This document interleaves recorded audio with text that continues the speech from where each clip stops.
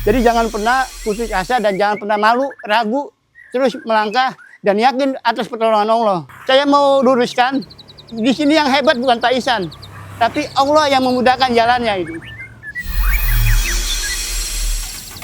Muara Gembong bukan hanya tentang pesisir dan tambak, tetapi juga tempat lahirnya cita rasa khas Timur Tengah dalam balutan kebab halal nan menggoda.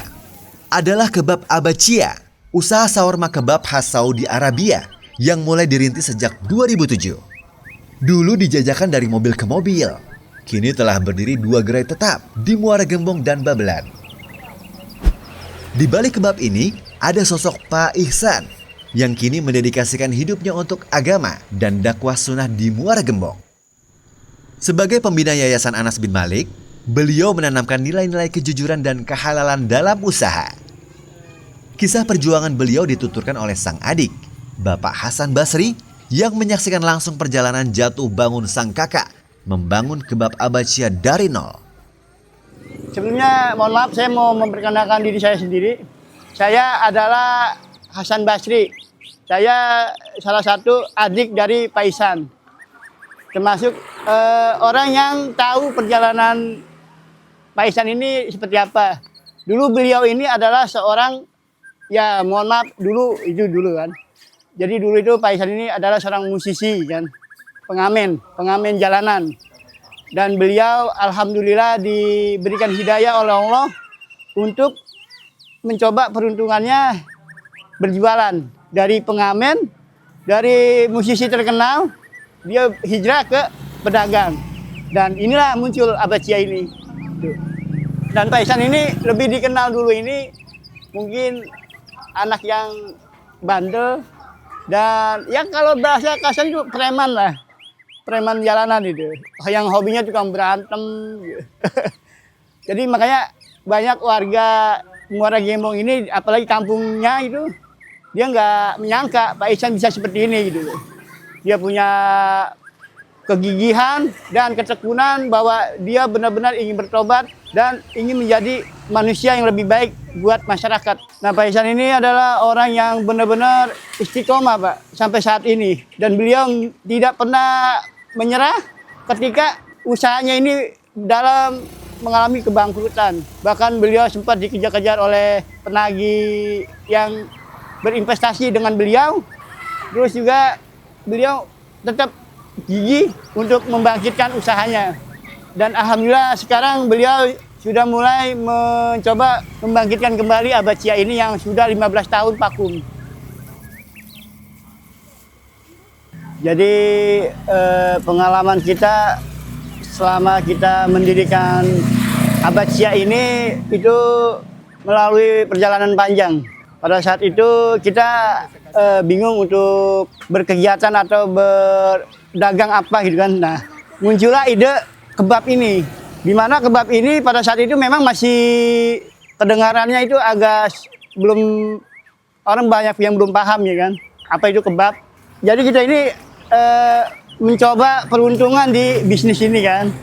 Dari kita belanja bahan bakunya, terus juga mulai membuat meracik, ngejualnya dari mobil, dari bis ke bis gitu kan, turun naik, bawa jinjingan gitu kan. Dari kita membawa pertama kali 12 makanan, sampai kita punya 4 box, kita bawa 4 box.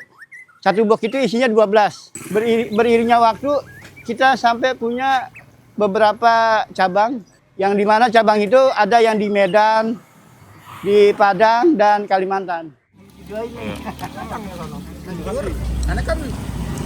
Nah, untuk bahan-bahannya ini adalah pertama ada roti kebab. Roti kebab ini semacam kayak roti dari asal Turki ya. Seperti ini rotinya. Kayak semacam kayak kulit lumpia. Nah, dan untuk isiannya itu ada bawang bombay dan juga lotus, mayones, saus tomat, saus pedas, dan juga daging. Nah, dagingnya ini ada 2 pilihan, ada 2 ini, ada daging ayam, daging sapi. Semua disatukan, dimasak, diolah sampai menjadi makanan yang siap saji. Ya, insya Allah halal udah terjamin karena kita mengambilnya langsung dari orang-orang yang benar-benar tahu tentang menyembelih hewan, insya Allah terjamin. Untuk kebab abajia ini waktu itu udah ada perizinannya, halalnya sudah ada. Cuma di tahun 2025 ini kita belum mengurus lagi, tinggal ganti logo aja yang baru itu. Ini kita masih pakai halal yang tahun 2007. Kalau untuk saat ini kita melayani sekitar lingkungan daerah kita aja ini di Muara Gembong. Tapi kita juga membuka untuk pesanan online melalui telepon, kita delivery gitu. Itu pun online-nya kita maksimal 10 pesanan, baru kita antar.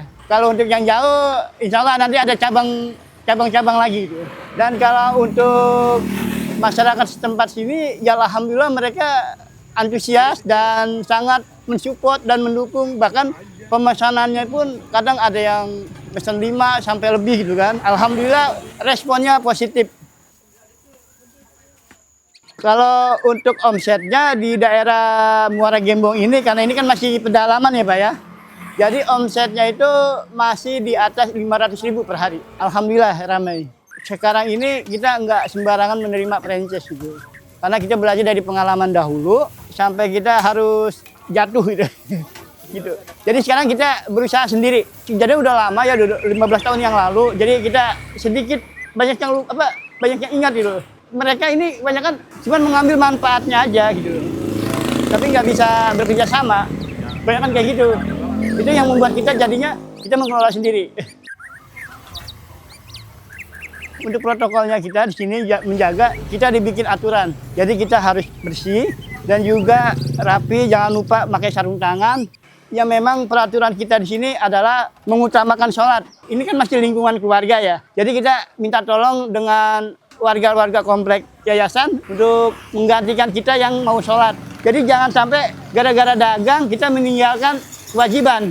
Karena Pak Ihsan sendiri sangat menekankan kita itu harus sholat.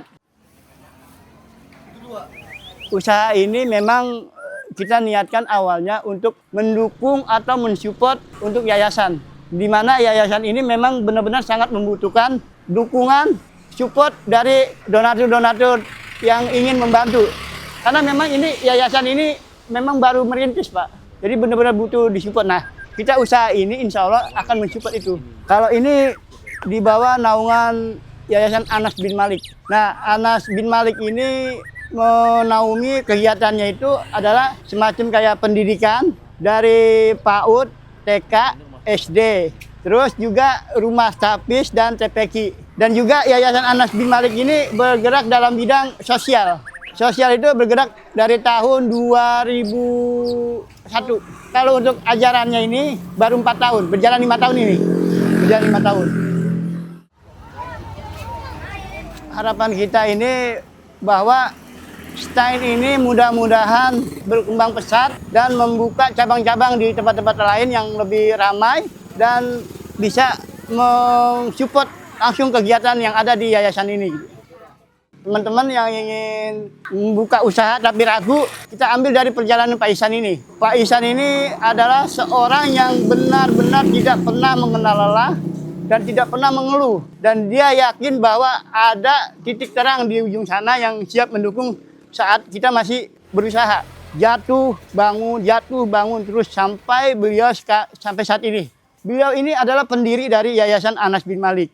Ini adalah mimpi beliau. Beliau membangun sekolah ini karena beliau terinspirasi dari masa lalunya. Dulu beliau ini tidak tamat sekolah. Dia harus putus sekolah gara-gara nggak ada biaya. Dia berjanji bahwa suatu saat nanti dia akan membangunkan sekolah untuk orang-orang yang putus sekolah. Beliau juga mengajarkan kita supaya jangan pernah ragu untuk bangkit dan jangan pernah takut dengan keberhasilan kita. Karena kegagalan itu pasti ada kesuksesan. Jadi jangan pernah putus asa dan jangan pernah malu, ragu, terus melangkah dan yakin atas pertolongan Allah. Saya mau luruskan, di sini yang hebat bukan Pak Ihsan, tapi Allah yang memudahkan jalannya itu. Sebenarnya Pak Ihsan ini bukan siapa-siapa. Pak Ihsan ini hanya seorang anak kampung yang ingin memajukan wilayahnya, daerahnya itu. Masya Allah, tabarakallah. Melalui penuturan Bapak Hasan Basri, adik kandung Pak Ihsan yang memahami betul perjuangan sang kakak, kita belajar bahwa keberhasilan sejati bukan hanya tentang untung dan rugi, tapi tentang kembali kepada apa yang Allah kehendaki, keberkahan, dan tawakal, serta kontribusi bagi dakwah dan masyarakat. Dalam setiap irisan daging sawarma dan bumbu rempahnya, kebab Abacia menyimpan pesan bahwa usaha kecil yang halal bisa tumbuh besar jika dibangun dengan kejujuran dan semangat.